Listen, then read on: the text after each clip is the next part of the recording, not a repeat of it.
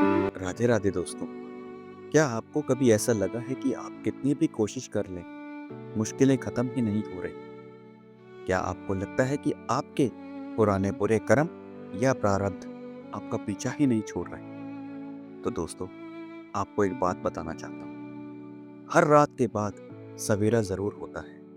आज इस वीडियो में हम श्री कृष्ण के उपदेशों के माध्यम से उन 5 बड़े संकेतों की बात करेंगे जो बताते हैं कि आपके बुरे प्रारब्ध अब खत्म हो चुके हैं और आप ईश्वर के दरबार के बहुत निकट पहुंच गए हैं। वीडियो को अंत तक जरूर देखिएगा, क्योंकि आखिरी संकेत आपकी जिंदगी बदल सकता है। सबसे पहले जानते हैं कि प्रारब्ध आखिर होता क्या है। हमारे कर्मों के 3 प्रकार होते हैं: संचित, आगामी और प्रारब्ध।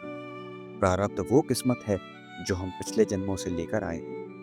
श्री कृष्ण गीता में कहते हैं कि जैसे चलती हुई गाड़ी को ब्रेक लगाने के बाद भी वो थोड़ी दूर तक घिसट जाती है, वैसे ही भक्ति शुरू करने के बाद भी पुराने कर्मों का थोड़ा सा असर रहता है। लेकिन जब वो गाड़ी रुकने वाली होती है, तब कुछ खास बदलाव आते हैं, जैसे कि विपत्ति में संभाव।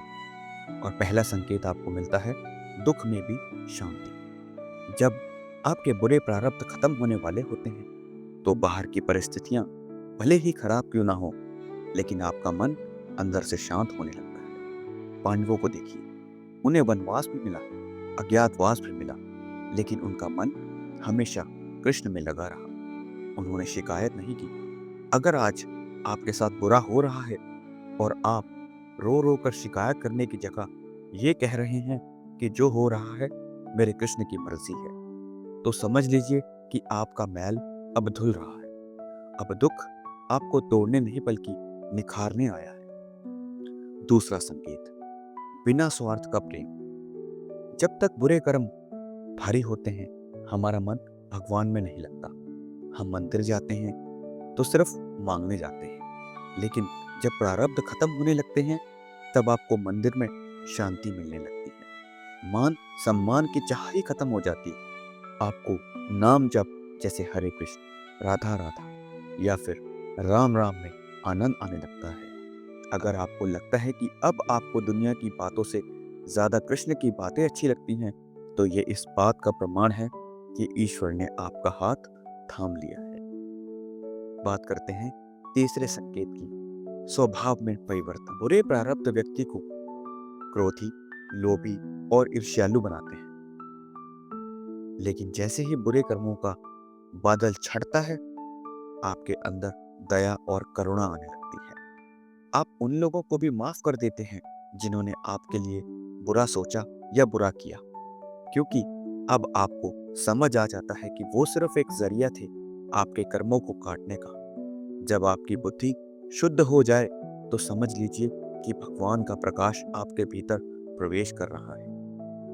चौथा संकेत, सही मार्गदर्शन। जब बुरे दिन होते हैं, तो हमें बुरे लोग मिलते हैं जो हमें गलत रास्ता दिखाते हैं, लेकिन जब भगवान को पाना निकट होता है, तब सत्संग मिलता है। अचानक आपको कोई ऐसी वीडियो मिल जाएगी, कोई ऐसी किताब मिल जाएगी, या कोई ऐसा व्यक्ति मिल जाएगा जो आपकी स्पिरिचुअल जर्नी को रास्ता दिखा देगा। जैसे कि अर्जुन के सारथी कृष्ण बने, वैसे ही जब आपके बुरे कर्म खत्म होते हैं, कृष्ण किसी न किसी रूप में आपके सारथी बनकर आ जाते हैं।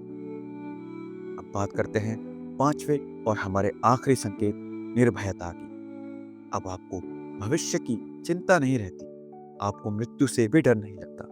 एक अनोखा आनंद महसूस होता है जो बिना किसी वजह के होता है। आप बस कृष्ण के प्रेम में मस्त रहते हैं। जब ये 5 संकेत मिलने लग जाए आपको, तो समझ लीजिए कि आपका प्रारब्ध शून्य हो गया है और अब आपकी भक्ति की नई शुरुआत हो रही है। तो दोस्तों, प्रारब्ध को भोगना ही पड़ता है, लेकिन कृष्ण की शरण में आने से उस दुख की इंटेंसिटी कम हो जाती है। जैसे ऑपरेशन के वक्त एनेस्थीसिया देने से दर्द महसूस नहीं होता, वैसे ही कृष्ण की भक्ति दुख के दर्द को खत्म कर देती है। दोस्तों, अगर आपको लगता है कि आपने इनमें से कोई भी संकेत महसूस किया है, तो कमेंट में जय श्री कृष्ण जरूर लिखें और इस वीडियो को उन दोस्तों के साथ शेयर जरूर करें जो मुश्किल वक्त से गुजर रहे हैं। क्या पता ये वीडियो उनकी कुछ हद तक सहायता कर सके।